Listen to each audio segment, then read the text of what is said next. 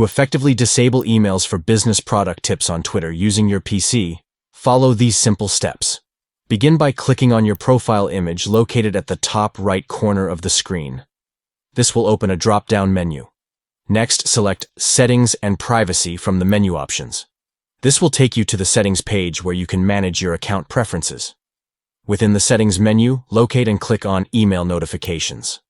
Look for the section related to updates from Twitter. In the Updates section, make sure to uncheck the box next to Tips on Twitter Business Products to stop receiving these specific email notifications. Once you have unchecked this option, click on Save Changes to confirm and apply your updated email notification settings.